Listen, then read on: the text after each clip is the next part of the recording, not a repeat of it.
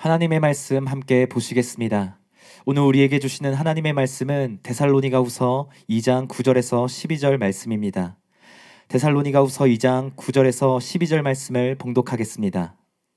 악한 자의 나타남은 사탄의 활동을 따라 모든 능력과 표적과 거짓 기적과 불의의 모든 속임으로 멸망하는 자들에게 있으리니 이는 그들이 진리의 사랑을 받지 아니하여 구원함을 받지 못함이라. 이러므로 하나님이 미혹의 역사를 그들에게 보내사 거짓 것을 믿게 하심은 진리를 믿지 않고 불의를 좋아하는 모든 자들로 하여금 심판을 받게 하려 하심이라. 아멘. 이제 임성은 목사님께서 나오셔서 천국도 지옥도 결국은 내가 선택하는 것입니다. 이런 제목으로 하나님의 말씀 전해주시겠습니다. 오늘은 본문 말씀을 통해서 천국과 지옥도 결국은 내가 선택하는 것이다, 이런 제목으로 함께 말씀을 나눠보겠습니다. 본문의 이 데살로니가서는 당시 교회 성도들이 이 종말론에 대한 오해가 있었습니다. 예수님께서 재림하실 때에 관한 문제들이 있었죠. 그래서 바울이 데살로니가 성도들에게 편지를 쓰면서 이 종말에 대해서, 예수님의 재림에 대해서 이야기를 나누면서 예수님께서 재림하시기 전에 많은 사람들을 미혹하고 또 신자들도 배교하게 할 이 불법의 세력에 대해서 언급을 합니다. 그래서 그 불법의 세력이 모든 능력과 표적과 거짓 기적과 불의의 모든 속임으로 사람들을 미혹하게 해서 멸망을 받게 한다고 기록이 되어 있어요. 결국에는 이것 때문에 망해요. 마귀도 여러분 능력이 있습니다. 마귀도 여러분 얼마나 간교하게 간사하게 우리들을 속이고 미혹시키는지 몰라요. 결국에 뒤돌아보면 죄를 지은 이유가 속아서 그런 거예요. 결국에 내가 하나님 말씀대로 못 살고 지옥 갈 자로 살고 있는 모습을 보는 것이 속아서 그런 거예요. 마귀도 능력이 있고 여러 가지 미혹을 가지고 우리를 지옥에 보내려 한다라는 거예요. 이러한 악한 자의 세력이 에덴 동산에서도 있었고 광야의 이스라엘 백성들에게도 있었고 예수님께서 이 땅에 오셨을 때도 역사했고 지금도 여전히 쉬지 않고 우리 가운데 일어나고 있습니다. 그래서 교회 밖에 불신자들 뿐만 아니라 교회 다니는 신자들 가운데에서도 미혹을 받아서 멸망할 사람들이 많이 있다라는 것입니다. 그렇다면 어떤 사람들이 이러한 불법의 세력들의 미혹을 받아서 멸망을 받을까요? 어떤 사람이 천국에 가고 어떤 사람이 지옥에 갈까요? 그 결정권을 누가 가지고 있죠? 하나님입니까? 마귀입니까? 하나님은 모든 사람이 회개하기를 원하시고 진리를 아는 데 이르기를 원하시고 생명을 주시되 풍성히 주기를 원하십니다. 마귀는 우는 사자처럼 우리를 미혹하고 죽이고 도둑질하고 멸망시키려고 합니다. 그렇다면 이 가운데 사람이 천국 가고 지옥 가는 것은 누가 결정합니까? 우리는 흔히 하나님과 마귀의 지배와 영향력 때문에 우리가 천국에도 가고 지옥에도 간다고 생각합니다. 그런데 그것이 아니라 엄밀히 말하면 내가 원하고 내가 선택하는 거예요. 조심스러운 말이지만 사람이 미혹을 받고 멸망을 받는 것은 자신이 그것을 선택했기 때문에 그런 것이에요. 이게 과격한 말이 아니라 사실입니다. 하나님과 마귀도 우리를 천국에 보내거나 지옥에 보낼 수가 없어요. 바로 내가 천국에 갈지 지옥에 갈지 선택하고 결정하는 것입니다. 그러므로 말씀을 통해 이 신앙생활에 있어서 나의 결정이, 선택이 얼마나 중요한 것인지를 깨닫는 시간이 되기를 원합니다. 첫째로 한번 따라해볼까요? 미혹의 역사는 근본적으로 하나님께로부터 나온다. 잘 들으십시오. 사람이 지옥에 가는 이유는 미혹의 역사를 받아서 속아서 잘못 살기 때문에 멸망을 받는 거예요. 그런데 중요한 것은 사람이 미혹을 받고 멸망을 받는 것이 표면적으로 보면 마귀의 역사처럼 보입니다. 마귀 때문에 속고 마귀 때문에 미혹을 받고 마귀 때문에 죄를 지어서 멸망을 받는 것 같죠? 그런데 근본적으로 보면, 더 깊이 들어가 보면 하나님께서 그 모든 일들을 허락하시는 일이라는 것을 깨달아야 돼요. 본문 말씀에서는 이 미혹의 역사를 허락하신 분을 하나님이라고 소개합니다. 본문 11절 12절 이러므로 하나님이 미혹의 역사를 그들에게 보내사 거짓 것을 믿게 하심은 진리를 믿지 않고 불의를 좋아하는 모든 자들로 하여금 심판을 받게 하려 하심이라, 그렇게 말합니다. 하나님께서 미혹의 역사를 보내셔서 거짓 것을 믿게 하셔서 멸망을 받게 하신다, 그렇게 말해요. 여러분, 마귀 때문에 망하는 게 아니라는 것을 깨달아야 돼요. 엄밀하게 말하면 마귀는 하나님께서 사용하시는 도구입니다. 신명기에 보면 거짓 선지자는 하나님께서 이스라엘 백성들을 시험하는 도구로 기록되어 있습니다. 신명기 13장 1절부터 보면 너희 중에 선지자나 꿈꾸는 자가 일어나서 이적과 기사를 내게 보이고, 오늘 본문 말씀에서 살펴봤던 악한 자의 나타남, 불법의 세력이 나타나서 모든 능력과 표적과 거짓 기적과 모든 속임, 바로 이거죠. 신명기 시대 때에도 거짓 선지자들이 일어나서 이적과 기사를 내게 보이고, 2절 그가 내게 말한 그 이적과 기사가 이루어지고 너희가 알지 못하던 다른 신들을 우리가 따라 섬기자고 말할지라도 너는 그 선지자나 꿈꾸는 자의 말에 청종하지 말라. 이는 너희의 하나님 여호와께서 너희가 마음을 다하고 뜻을 다하여 너희 하나님 여호와를 사랑하는 여부를 알려하사 너희를 시험하시니라. 그렇게 말합니다. 이스라엘 백성들이 광야에서 멸망을 받은 이유가 마귀의 불법적인 세력들, 가라지와 같은 존재들인 이 거짓 선지자들에게 미혹을 받아서 멸망을 받았다고 성경은 기록하고 있습니다. 그런데 이 거짓 선지자들이 누구로부터 나온 것이에요?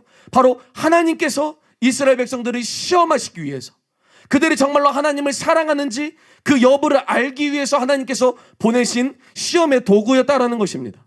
여러분, 이처럼 하나님은 거짓 선지자들을 사용하여 성도들을 시험하실 뿐만 아니라 더 나아가 하나님께서 거짓 선지자들에게 친히 거짓 것으로 응답하셔서 사람들을 멸망하게 하는 분이라는 것을 깨달아야 됩니다. 이것이 에스겔서에 잘 나타나 있습니다. 에스겔 14장 7절부터 보면 이스라엘 족속과 이스라엘 가운데 거류하는 외국인 중에 누구든지 나를 떠나고 자기 우상을 마음에 들이며 죄악의 걸림돌을 자기 앞에 두고 자기를 위하여 내게 묻고자 하여 선지자에게 가는 모든 자에게는 나 여호와가 친히 응답하여 그 사람을 대적하여 그들의 놀라움과 표징과 속담거리가 되게 하여 내 백성 가운데서 끊으리니 내가 여호와인 줄을 너희가 알리라. 만일 선지자가 유혹을 받고 말을 하면 나 여호와가 그 선지자를 유혹을 받게 하였음이거니와 내가 손을 펴서 내 백성 이스라엘 가운데서 그를 멸할 것이라. 선지자의 죄악과 그에게 묻는 자의 죄악이 같은즉 각각 자기의 죄악을 담당하리니. 그렇게 말합니다. 잘 보십시오. 이스라엘 백성과 또 그 백성 가운데 사는 외국인 중에서 하나님을 의지하지 않고 자기를 위하여 자기 우상을 만들면서 자기 멋대로 사는 사람을 어떻게 하나님께서 심판하시는가? 선지자에게 거짓 것을 유혹을 주시면서 그것을 가지고 그 사람에게 잘못된 것을 예언하게 함으로 이 선지자도 또 그에게 물으러 온 이스라엘 백성이나 그 외국인들을 멸망시키는 것이 하나님의 방법이라는 것입니다.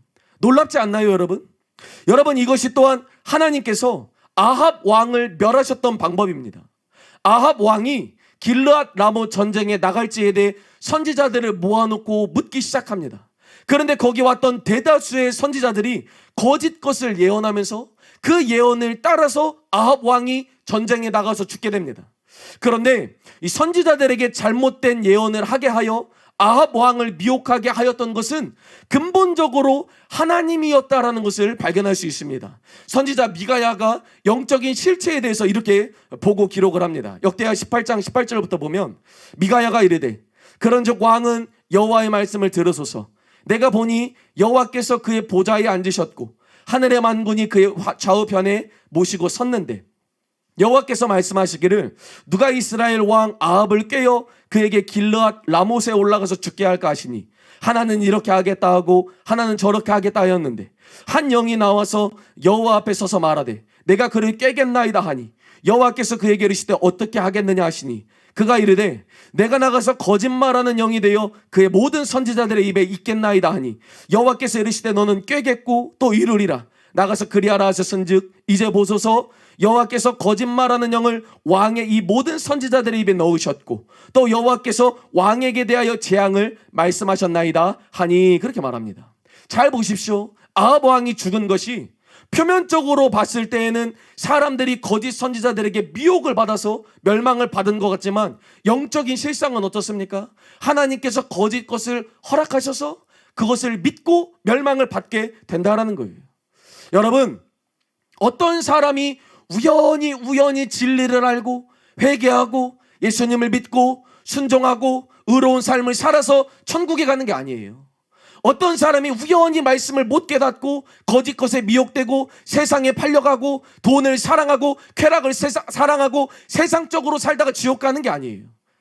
마귀가 영향력이 강하고 우리가 죄를 못 이기고 우리가 그렇죠. 하나님 말씀대로 못 살아서 그러는 것이 아니라 전부 모두가 하나님의 손으로부터 나온다라는 거예요. 어떤 사람이 우연히 천국에 가고 어떤 사람이 우연히 지옥에 떨어지는 게 아니라 다 우리의 인생들이 하나님으로부터 나오는 정말 참 진리의 역사가 일어날 것인가 아니면 미혹의 역사가 일어날 것인가 하나님의 손으로부터 다 나온다라는 것입니다. 그렇다면 여러분, 왜 하나님은 사람들에게 미혹을 역사하게 하셔서 멸망을 받게 하십니까? 그것은 아이러니하게도 사람이 그것을 원하기 때문에 그래요.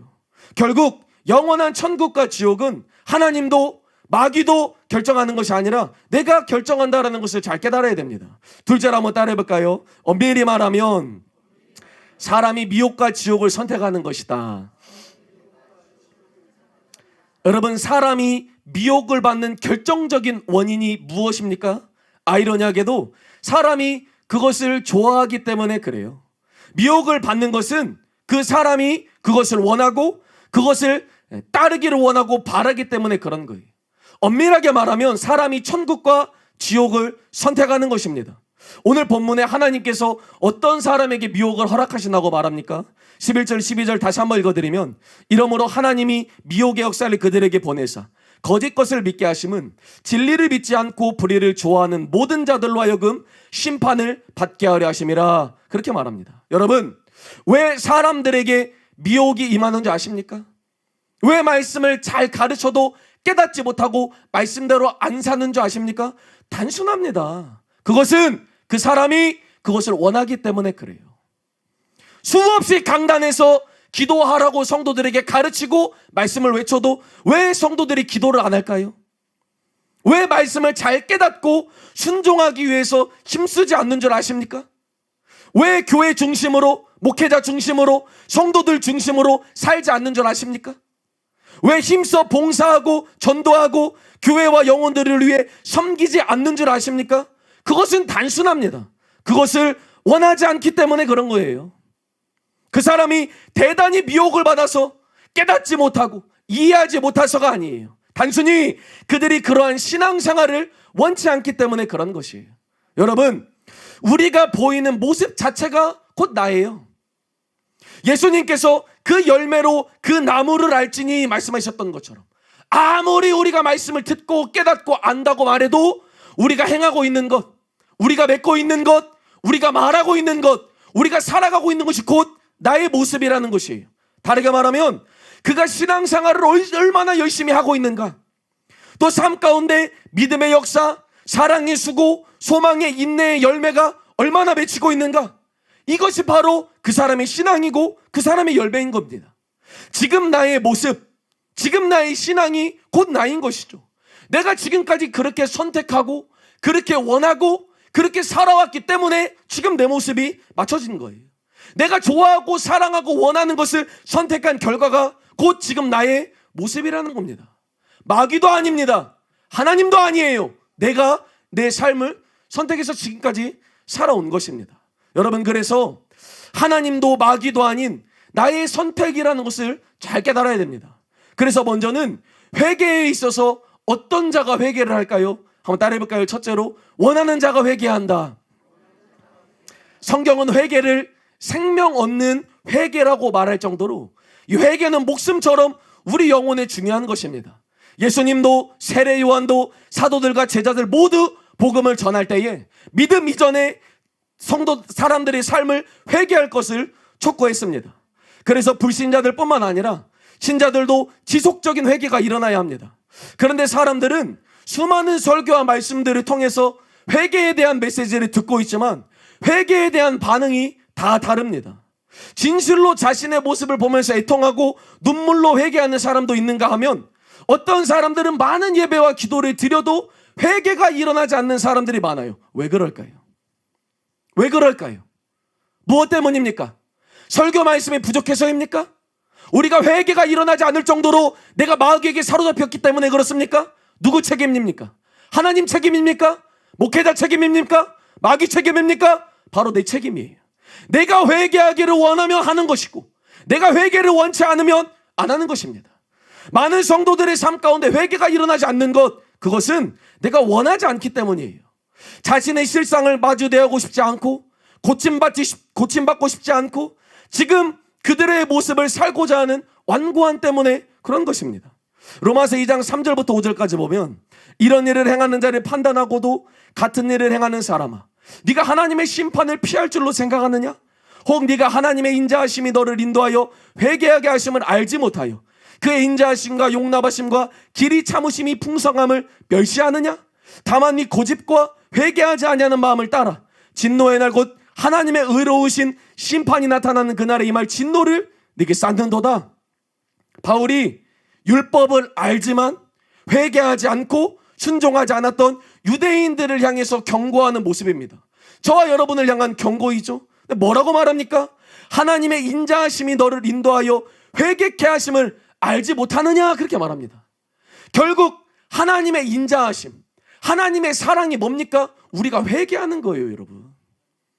하나님의 사랑은 죄가 있는데도 천국 보내주는 게 아니라, 우리가 지는데도 천국 보내주는 게 아니라, 우리가 경건하게 못 살고 세상을 못 이기는데도 천국 보내주는 게 아니라, 우리가 회개하기까지 하루가 천년처럼 천년은 하루처럼 기다려주시는 게 하나님의 사랑이고 긍휼입니다. 믿습니까, 여러분? 그런데 성도들이 이것을 멸시한다라는 거예요. 우리가 회개하기 위해서 하나님께서 말씀을 전하고 우리가 회개에 합당한 열매를 맺기 위해서 예수님이 죽으신 것이고 목회자들이 설교를 하는 것인데 그 길이 참으심과 용납하심을 멸시하고 있다는 거예요. 뭡니까? 회개가 안 일어난다는 거예요. 이 유대의 백성들처럼 율법 교사처럼 말씀을 잘하는데 회개가 안 일어나는 거예요. 실제로 회개를 안 한다는 거예요. 왜 회개가 안 일어납니까? 다만, 그렇게 말해요. 다만, 다른 게 이유가 아니다. 다만 네 고집과 회개하지 아니하는 마음을 따라 심판날에 임할 진노를 네가 쌓는도다, 그렇게 말해요. 다만 다른 게 없어요, 여러분. 왜 회개가 안 일어납니까? 왜 하나님의 길이 참으심과 풍성하심을 멸시하고 무시하죠? 내가 원하지 않기 때문에 그래요. 내가 고집스러운 마음으로 회개하기를 원치 않기 때문에 회개가 안 일어나는 거예요. 여러분은 이런 자신의 고집스러운 모습을 보신 적이 있으십니까? 반응을 안 해요. 꿈쩍도 안 해요. 회개하기를 원치 않기 때문에 하나님의 진노가 쌓이는 거예요, 여러분. 여러분, 사람이 얼마나 회개하기를 원하지 않는 이 고집스러운 마음을 갖고 있는 줄 아십니까, 여러분? 계시록 9장에 보면 7 나팔, 즉 하나님께서 이 땅에 예수님이 재림하시기 전에 나타나는 큰 환란을 기록하고 있습니다. 그곳에는 하나님의 인침을 받지 못한 사람들이 받는 환란을 다음과 같이 기록합니다. 계시록 9장 4절부터 보면 그들에게 이르시되 땅의 풀이나 푸른 것이나 각종 수목은 해하지 말고 오직 이마에 하나님을 인침을 받지 아니한 사람들만 해하라 하시더라. 그러나 그들을 죽이지는 못하게 하시고 5달 동안 괴롭게만 하게 하시는데 그 괴롭게함은 전갈이 사람을 쏠 때의 괴롭게함과 같더라. 그날에는 사람들이 죽기를 구하여도 죽지 못하고 죽고 싶으나 죽음이 그들이 피하리로다. 이와 같은 고통을 받는다라는 거예요. 죽고 싶어도 죽지 못하는 고통 가운데 사람들이 환난 가운데 던져진다라는 거예요.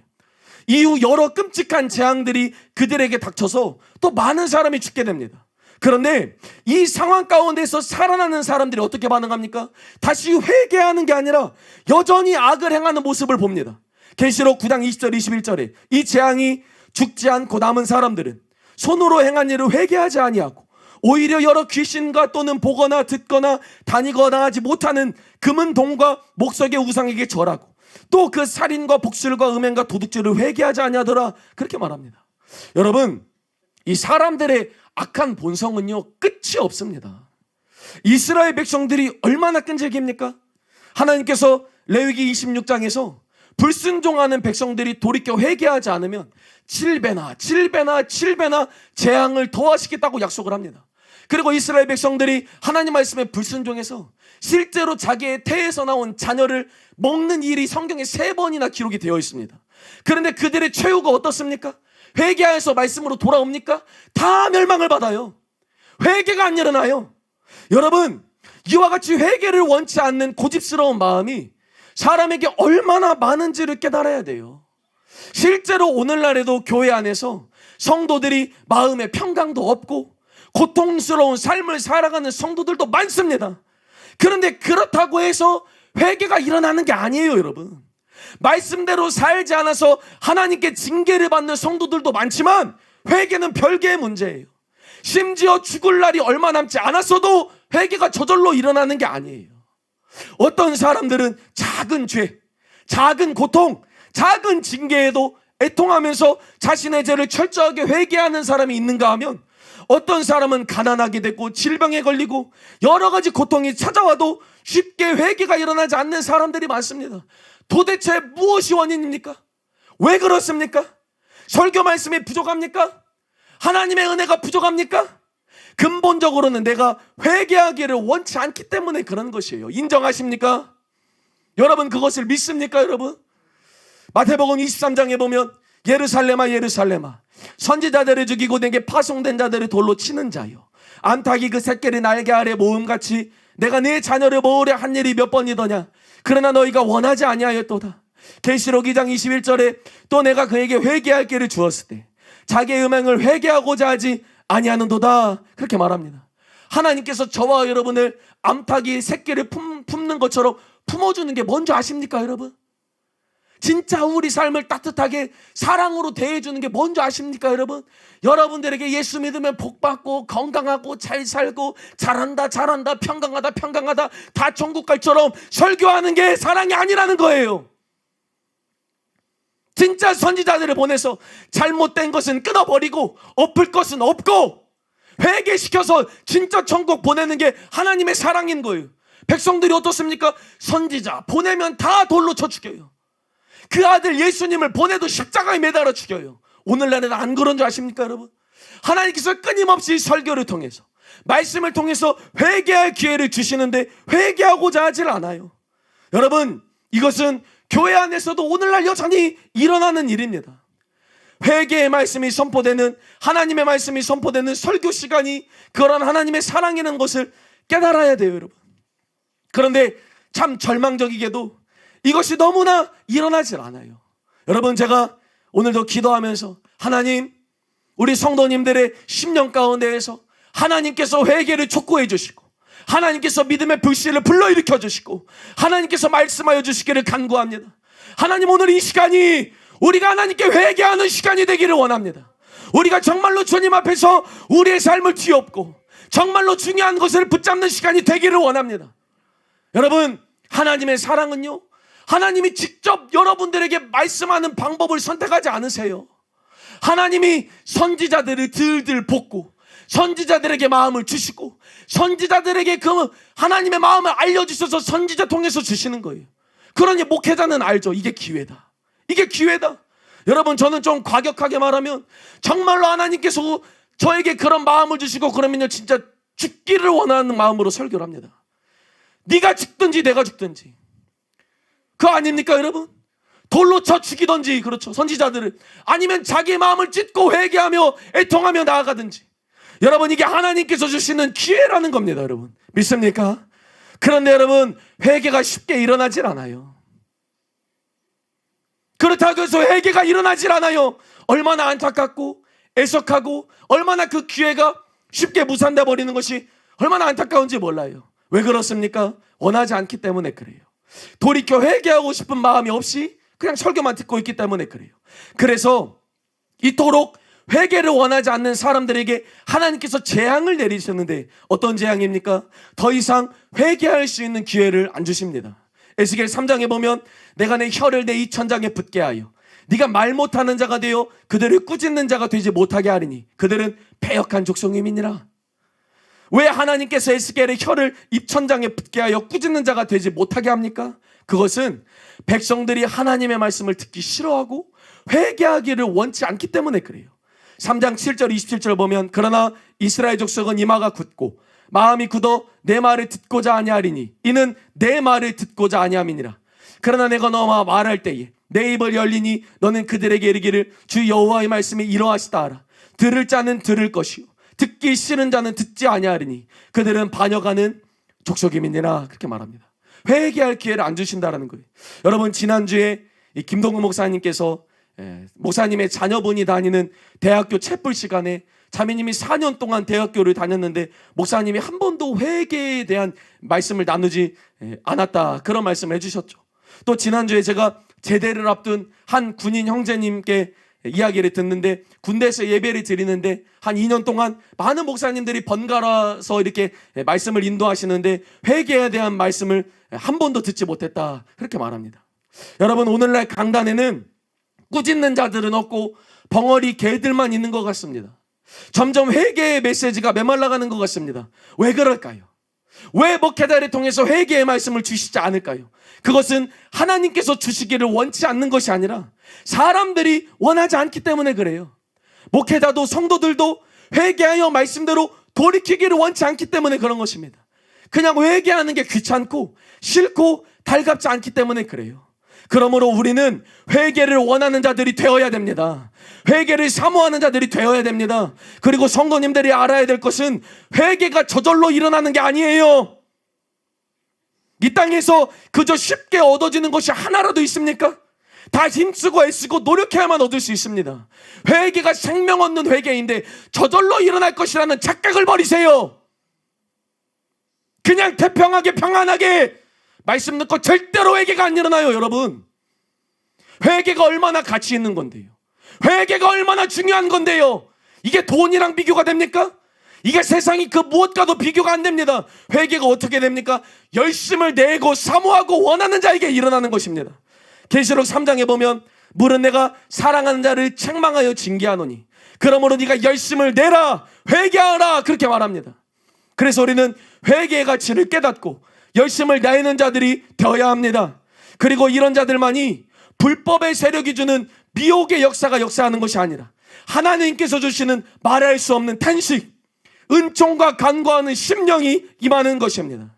그러므로 우리 모두가 회개를 원하고 사모하고 열심을 내어 깊이 우리 삶을 돌이키고 갈아엎고 변화되는 저와 여러분 되길 예수님의 이름으로 축복합니다. 또 회개뿐만 아니라 믿음은 누가 갖습니까? 둘째 한번 더 따라해볼까요? 원하는 자가 깨닫고 믿는다. 회개도 회개하기를 원하는 자가 회개를 궁극적으로 하는 것입니다. 또 하나님의 말씀을 들었을 때 그가 미혹받지 않고 하나님의 말씀을 잘 깨닫고 그것을 믿음으로 받아들이는 일 또한 원하고 그것을 받아들이기를 사모하는 자만 그렇게 얻게 된다는 것이에요. 하나님께서 일방적으로 어떤 사람에게 미혹을 주는 것이 아니라 그 사람이 그것을 원하기 때문에 그런 것입니다. 결국 하나님은 사람이 원하는 그것을 그들에게 주는 것이에요. 이사야 66장 2절부터 보면 나 여호와가 말하노라 내 손이 이 모든 것을 지었으므로 그들이 생겼느니라. 물은 마음이 가난하고 심령이 통회하며 내 말을 듣고 떠는 자 그 사람은 내가 돌보려니와 소를 잡아드리는 것은 살인함과 다름이 없이 하고 어린 양으로 제사 드리는 것은 개의 목을 꺾음과 다름이 없이 하며 드리는 예물은 돼지의 피와 다름이 없이 하고 분향하는 것은 우상을 찬송함과 다름이 없이 행하는 그들은 자기의 길을 택하며 그들의 마음은 가증한 것을 기뻐한즉 4절 같이 읽겠습니다. 시작. 나 또한 유혹을 그들에게 택하여 주며 그들이 무서워하는 것을 그들에게 임하게 하리니 이는 내가 불러도 대답하는 자가 없으며 내가 말해도 그들이 듣지 아니하고 오직 나의 목전에서 악을 행하며 내가 기뻐하지 아니하는 것을 택하였음이니라 하시니라. 똑같다라는 거예요. 나 또한 그렇게 말하죠. 자기의 길을 택하며 그들의 마음은 가증한 것을 기뻐한즉 그렇게 말해요. 왜 하나님께서 어떤 사람에게 미혹의 역사를 주셔서 거짓 것을 믿게 하고 멸망을 받는 일들이 일어나는가? 원하기 때문에 그래요. 그들이 가증한 것을 기뻐하고 멸망받을 것을 원하니까 나 또한 그들이 하나님 앞에 드리는 것도 현찮고 별 볼 일 없고 가증한 것만 드릴 뿐만 아니라 그들이 자기의 길을 택하면서 그 가증한 삶을 살기를 원하니까 하나님이 나 또한 네가 나에게 준 대로 네가 원하는 대로 나도 그들에게 미혹을 주면서 그들이 원하는 두려워한 일들을 주는 것이다. 하나님께서 말씀하는 것입니다. 여러분, 예수님께서 이 땅에 오셨을 때에도 동일한 일이 일어납니다. 많은 유대인들이 예수님을 메시아로 믿지 못하고 구원받지를 못했습니다. 그런데 그 원인이 그들이 그것을 거부했기 때문에 그런 것입니다. 요한복음 5장에 보면 그 말씀이 너희 속에 거하지 아니하니 이는 그가 보내신 이를 믿지 아니함이라.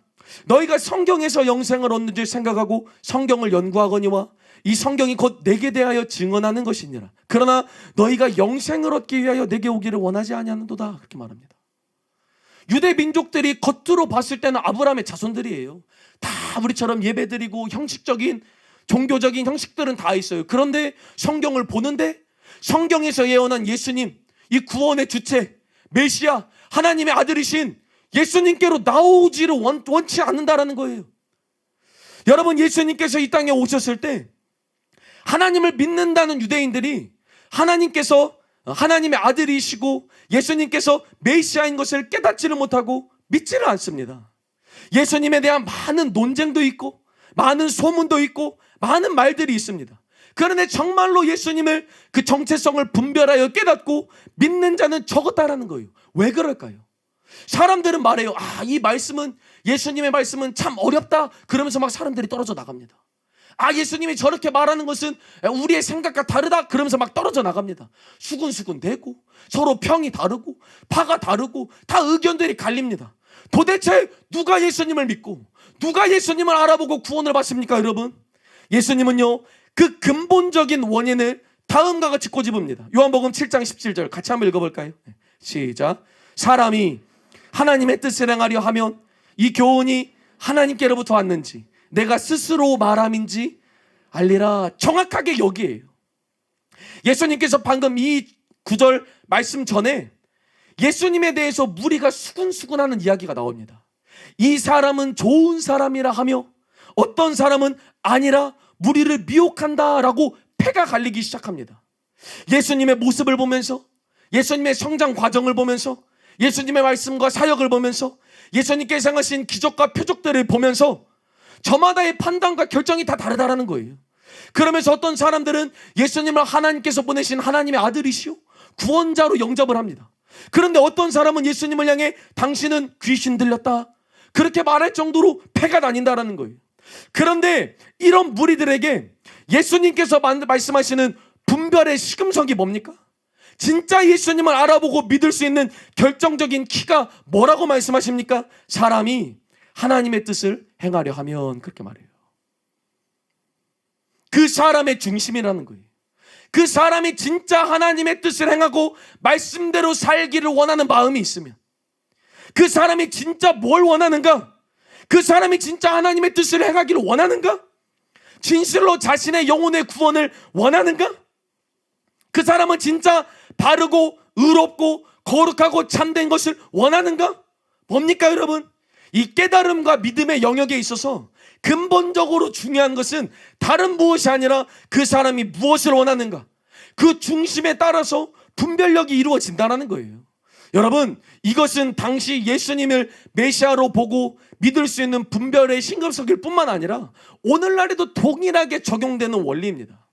오늘날 수많은 교회가 있고 목회자가 있고 설교가 있는데 그것들을 분별하고 우리가 판단하는 분별력이 어디서부터 생깁니까?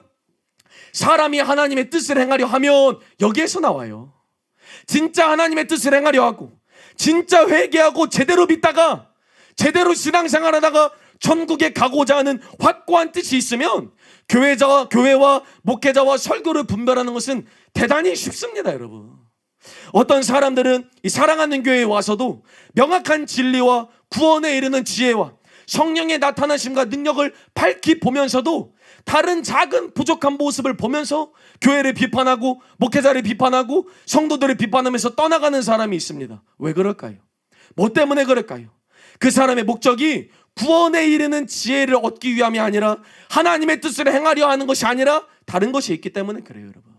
다른 것이 있기 때문에. 여러분, 더 나아가서 내 삶의 여러 가지 선택의 기로에 놓였을 때, 뭐 대학교 선택하든지 직장 선택하든지 수많은 선택에 있었을 때 우리는 그것을 어떻게 분별할 수 있습니까? 단순합니다. 그건 역시 하나님의 뜻을 행하려 하면, 그러면 분별은 너무나 쉬워요.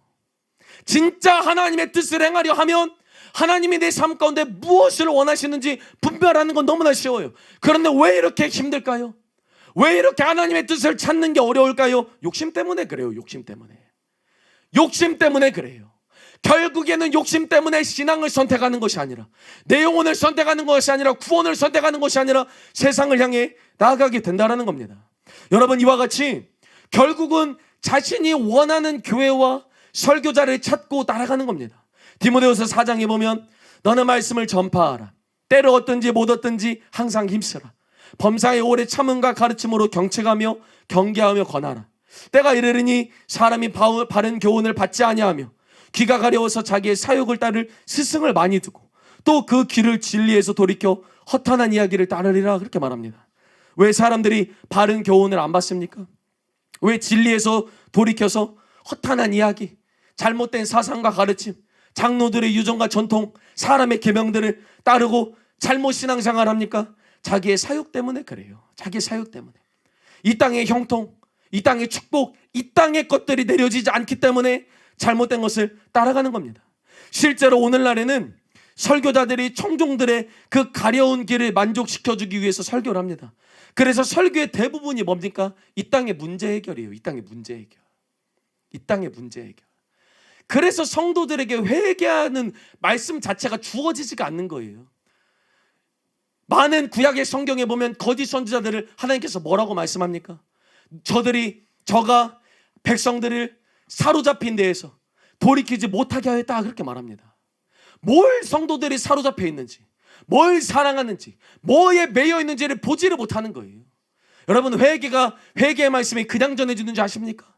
성도들이 뭐에 사로잡혀 있고 신앙생활을 어떻게 하고 말씀에 입각해서 뭐가 중요한지를 보여야 회개를 외치지 않겠습니까? 실상들이 보여야죠. 그것을 못 보기 때문에 그런 것이에요. 왜 그렇습니까? 말씀을 전하는 선지자나 말씀을 듣는 회중들이나 다 원하는 게 바로 문제 해결이기 때문에 그래요. 이 땅의 것밖에 안 보이기 때문에 그래요.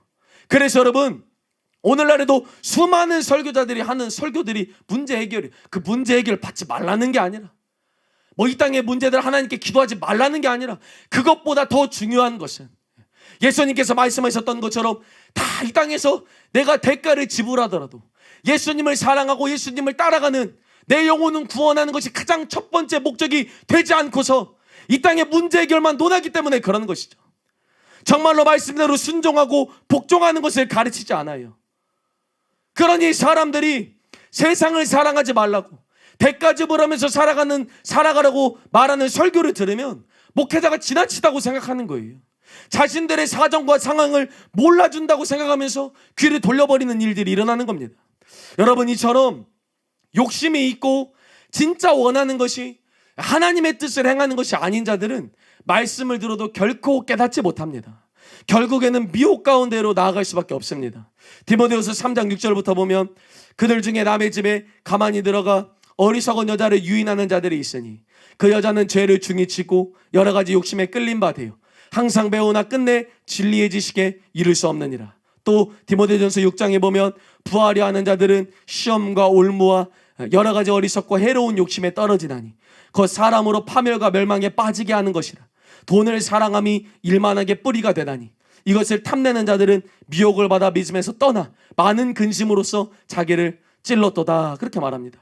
여러분, 이상 살펴본 것처럼 결국 우리가 회개하고 깨닫고 예수님을 믿을 수 있는 이 신앙을 결정짓는 것이 영적인 보는 눈과 듣는 귀와 깨닫는 마음입니다. 그런데 이것이 누구에게 임하고 누구에게 임하지 않습니까? 바로 원하는 자에게 임하는 것입니다. 예수님께서 씨 뿌리는 비유를 말씀하시며 이 원리에 대해서 다음과 같이 말씀하십니다. 마태복음 13장에 보면 이사야의 예언이 그들에게 이루어졌으니 일러서되 너희가 듣기는 들어도 깨닫지 못할 것이요 보기는 보아도 알지 못하리라. 이 백성들의 마음이 완악하여져서 그 귀는 듣기에 둔하고 눈은 감았으니 이는 눈으로 보고 귀로 듣고 마음으로 깨달아 돌이켜 내게 고침을 받을까 두려움이라 하였느니라. 그렇게 말합니다. 15절을 공동 번역을 보면 이렇게 말합니다. 이 백성이 마음의 문을 닫고 귀를 막고 눈은 감은 탓이니. 그렇게 말합니다. 여러분, 저와 여러분들에게 가장 중요한 것이 영적인 보는 눈, 듣는 귀, 깨닫는 마음이죠. 하나님께서 신명기에서 말씀하셨던 것처럼 이스라엘 백성들이 많은 표적과 기적과 능력을 그들에게 보여주셨지만 하나님께서 보는 눈, 듣는 귀, 깨닫는 마음을 그들에게 주시지 않았다. 그래서 그것 때문에 멸망을 받았다. 그렇게 말합니다. 하나님께서 주시지 않아서 그것 때문에 미혹을 받고 멸망을 받았다라는 거예요. 그런데 어떤 사람에게 보는 눈, 듣는 귀, 깨닫는 마음이 임합니까? 방금 읽은 말씀에서 이 백성이 마음의 문을 닫고 귀를 막고 눈을 감은 탓이니 그렇게 말합니다. 하나님께서 마음의 할례, 곧 겸손한 사람에게 마음의 할례를 베풀어 주셔서, 그래서 이 귀의 할례를 베풀어 주시고 듣는 귀로 허락하여 주셔야만 말씀을 들립니다. 그때 말씀이 들려요. 그때 회개가 됩니다. 그때 신앙생활이 얼마나 중요한지를 알게 돼요. 여러분들의 마음 가운데 하나님의 말씀이 들리지 않는 것, 하나님의 말씀을 두렵고 떨림으로 받을 수 없는 것, 듣는 귀를 안 주셔서 그런 거예요. 여러분들이 미지근한 신앙생활을 하는 것, 삶이 변화되지 않는 것, 열매가 나타나지 않는 것, 듣지를 않기 때문에 그래요. 보지를 못하기 때문에 그래요. 깨닫지를 못하기 때문에 그래요. 하나님께서 여러분들에게 그 지혜를 주시지 않고, 여러분들의 마음을 감동시켜 주시지 않고, 여러분들에게 소원을 주시지 않고, 여러분들에게 깨닫는 마음을 주시지 않기 때문에 그런 것이에요. 그런데 어떤 사람에게 주십니까? 내 마음의 문을 내가 먼저 여는 자예요. 마음의 할례가 행하기 전에 네 마음 가죽을 먼저 네가 베어라, 그렇게 말했던 것처럼, 네가 먼저 네 웃음을 울음으로 바꾸고 하나님께 나아가라, 그렇게 말했던 것처럼, 사랑하는 성도 여러분, 어떤 사람에게 깨달음이 임합니까? 깨닫기를 원하는 자에게 임하는 거예요. 받기를 원하는 자에게 임하는 것입니다. 여러분, 성경의 모든 것은 조건적이에요. 나를 사랑하는 자가 내 사랑을 받을 것이다. 나를 존중히 여기는 자가 나도 그를 귀히 여길 것이다. 나를 간절히 찾고 찾으면 그가 나를 만날 것이다. 나를 사모하는 자가 만날 것이다. 목마른 자가 마시게 될 것이다. 다 원하는 거예요. 다 사모하는 거예요. 사랑하는 여러분, 여러분들의 삶의 열매들, 행위들, 모습들을 잘 살펴보게 되시기를 축복합니다. 여러분들의 신앙이 정말로 천국 갈 수 있는 믿음이 되는지, 정말로 지금 죽으면 천국 갈 수 있을지 편안하게 말씀 듣지 마세요. 정말로 두려워요. 정말로 애통하게 돼요. 정말로 경각심을 가져요.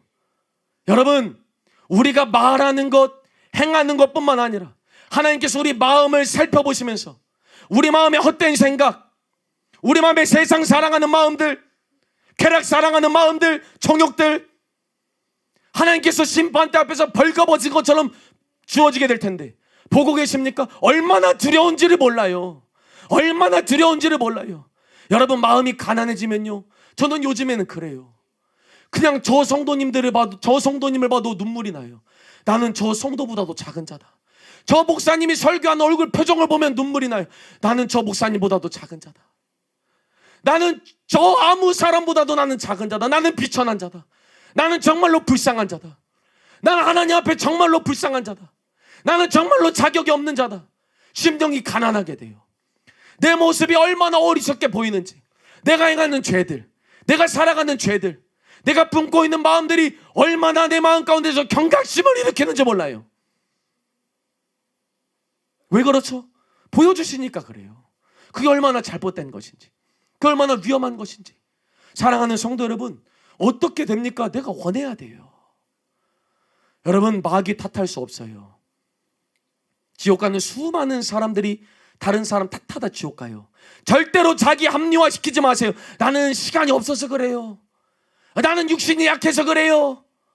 나는 원래 태생적으로 어려운 삶 가운데 살아서 그래요. 변명하다 지옥 갑니다. 여러분, 다 속는 거예요. 내가 선택하는 거예요. 회개하기를 원하면 회개하십시오. 예수님을 믿기를 원하면 믿으세요. 천국 가기를 원하면 천국 가세요. 이걸 우리가 선택하는 것이에요. 신명기 30장 19절에 내가 오늘 하늘과 땅을 불러 너에게 증거를 삼노라. 이게 증거예요. 말씀이 모두 말하는 것은 이겁니다. 뭡니까? 내가 생명과 사망과 복과 저주를 네 앞에 두었은즉 너와 내 자손이 살기 위하여 말하는 거예요. 살기 위하여 생명을 택하라. 사랑하는 성도 여러분, 살기 위해서 선택하세요. 예수님 살기 위해서 이름을 부르세요. 간절히 찾고 구하세요. 여러분들의 웃음을 울음으로 제발 바꾸세요. 제발 그 가소롭고, 제발 그 가볍고, 제발 그 알량한 여러분들의 지식, 여러분들의 지혜, 이 땅에서 배불리 평안하게 사는 짐승과 같은 그런 만족감 버리세요. 깨달으셔야 돼요. 사랑하는 성도 여러분, 깨달으셔야 돼요. 회개하기를 원하셔야 돼요. 믿습니까? 회개하기를 원하셔야 돼요. 천국 가기를 원하셔야 돼요. 시간이 지나면 지날수록요, 여러분, 마귀는요, 우리가 못 깨달아요. 마귀가 우리에게 다가오는 것이 분별이 되는 줄 아십니까? 간교하게, 간사하게, 간계를 통해서 우리를, 여러분, 마귀가 그 똑똑한 아담과 하와도 죽입니다. 그 기적을 봤던, 그 하나님의 은혜를 눈으로 목격했던 이스라엘 백성들도 싸그리 다 지옥 보냅니다. 예수님 오셨을 때 수많은 유대인들 지옥 갑니다. 오늘날에도 좁은 문 좋은 길 안 걷고 수많이 지옥 갑니다. 누가 선택받겠습니까? 누가 구원을 이루어가겠습니까? 사랑하는 여러분, 누구든지 예수님의 이름을 부르는 자는 구원을 받으리라. 정말로 주님의 이름을 부르고 돌이켜 회개하고 예수님을 나의 구주로, 주님으로 영접하고 뿐만 아니라 그 말씀대로 계속 살기 위해서 은혜를 구하게 되시기를 축복합니다. 여러분, 제가 시간 끌려고 그런 게 아니라 정말로 안타까워요. 정말로 안타까워요. 두려워하셔야 돼요. 정말로 두려워하셔야 돼요. 하나님의 심판대 앞에 서면, 하나님 앞에 서면요, 정말로 두렵습니다. 정말로 내가 이 땅에 살았을 때 그걸 알면 얼마나 좋을까. 내가 죽으면 영원한 시간 가운데로, 영원한 천국과 지옥 가운데로 내가 조금이라도 그걸 알면 얼마나 좋을까. 내 신앙생활을 얼마나 경각심을 가지고 할 수 있을까. 내가 얼마나 더 목회를 잘할 수 있을까. 내가 얼마나 더 설교를 통해서 성도들에게 천국과 지옥을 보여줄 수 있을까. 내가 하나님뿐만 아니라 마귀도 얼마나 악하고 얼마나 간교하고 얼마나 무서운 존재인지를 성도들에게 알려줄 수 있을까. 지옥이 얼마나 끔찍하고 죄가 얼마나 무서운 것인지를 성도들에게 알려줄 수 있을까. 그런 경각심이 들어요. 사랑하는 성도 여러분, 살기 위해서 선택하시기를 바랍니다. 하나님도 마귀도 아니에요. 내가 선택하는 거예요. 그러므로 마음을 낮추세요. 제발 마음을 낮추세요. 마음을 낮추시고 예수님의 이름을 간절히 부르세요. 그 사람들을 하나님께서 구원하여 주시고 그 사람들이 원하는 그대로 복과 생명을 얻게 됩니다. 그러므로 반드시 그렇게 선택하는 저와 여러분 되길 예수님의 이름으로 축복합니다. 우리 들은 말씀 기억하면서 하나님을 선택하게 하여 주시옵소서. 내 삶 가운데 미혹의 역사가 임하는 것이 아니라 하나님께서 주시는 진리의 사랑을 받게 하여 주시옵소서. 오늘날 내가 생명과 사망과 복과 저주를 내 앞에 두었은즉 너와 네 자손이 살기 위하여 생명을 택하라. 주님, 생명을 택하게 하여 주시옵소서. 우리에게 도와주시옵소서. 성령님, 우리에게 함께하여 주셔서 말할 수 없는 탄식으로 은총과 간구하는 심령으로 진리를 따라 행할 수 있는 저희들 되게 하여 주시옵소서. 우리 주여 삼창과 함께 하나님께 기도하겠습니다. 주여, 주여, 주여.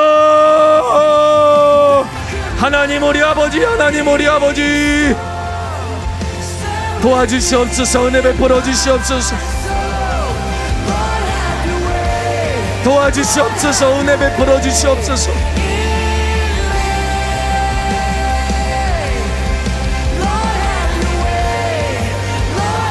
내가 선택하는 겁니다. 여러분, 복을 받는 것도 생명을 얻는 것도 미혹이 임하는 것도 저주를 받고 멸망을 받는 것도 결국 내 손에 달려 있어요.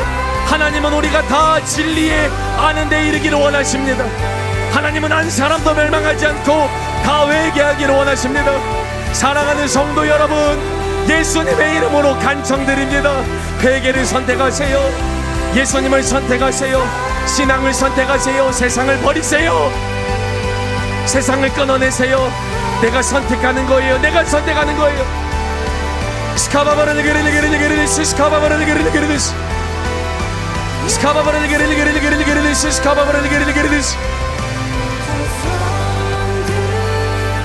하나님 우리 아버지 도와주시옵소서. 성령님 우리 안에서 역사하여 주시옵소서. 찬양 소리 좀 더 키워주세요. 주님 우리를 붙들어 주시옵소서. 기회를 놓치지 말고 말씀이 선포될 때마다 하나님께 은혜를 구하셔야 돼요. 회개할 수 있는 기회를 주었으되 저들이 회개하고자 하지 않는도다. 여러분 열심을 내세요. 열심을 내세요. 내가 아는 겁니다. 내가 선택하는 것이에요. 성령께서 도와주십니다.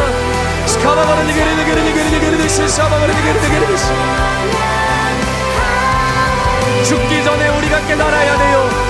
죽기 전에 우리의 모습을 보고 하나님 심판대 앞에 서기 전에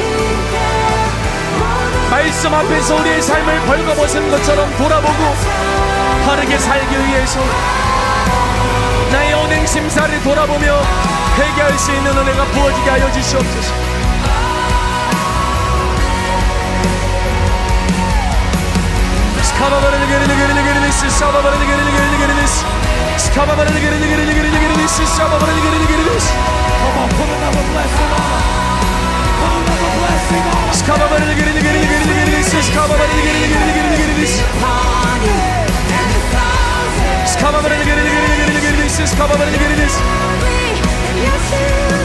우리 모든 성도님들 구원받고 천국 가게 하여 주시옵소서.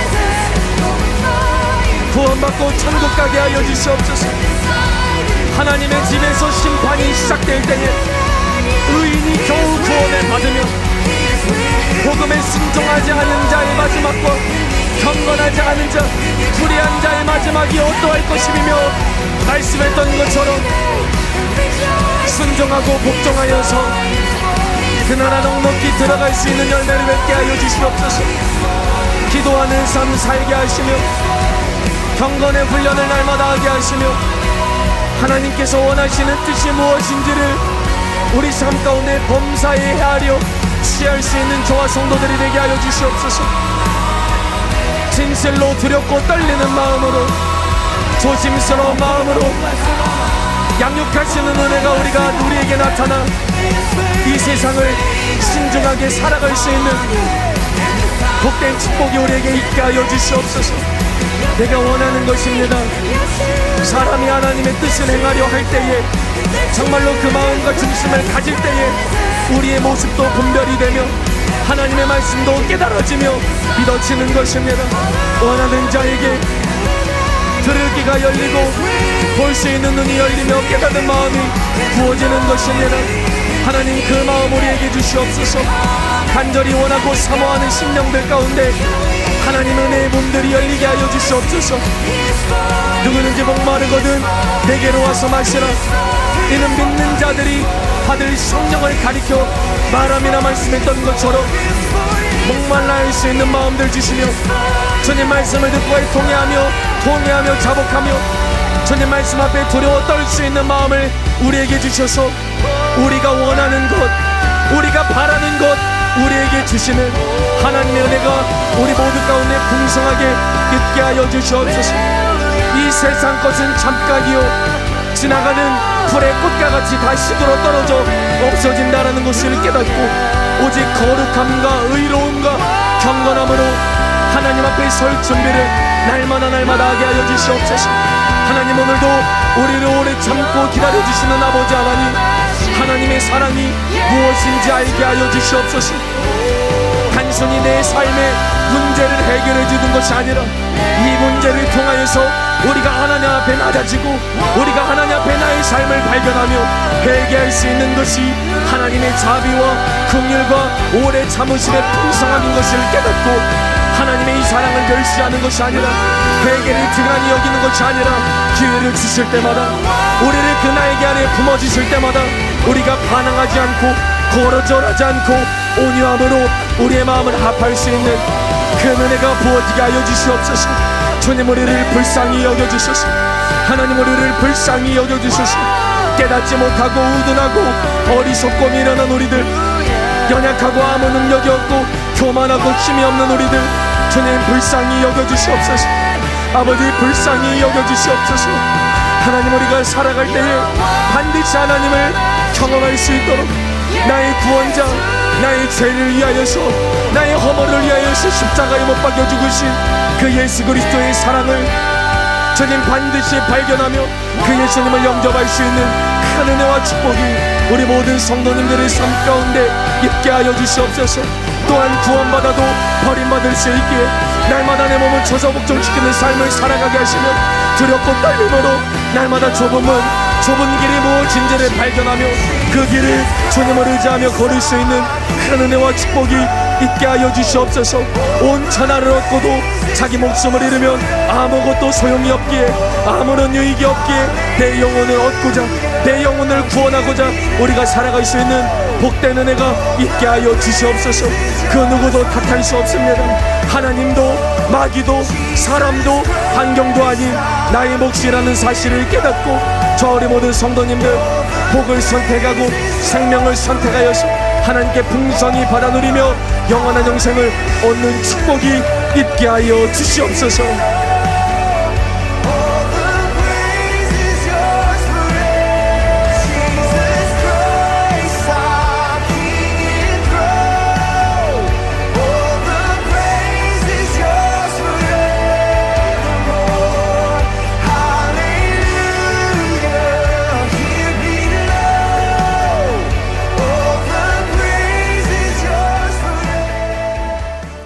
존귀하신 예수님의 이름으로 기도드립니다. 아멘.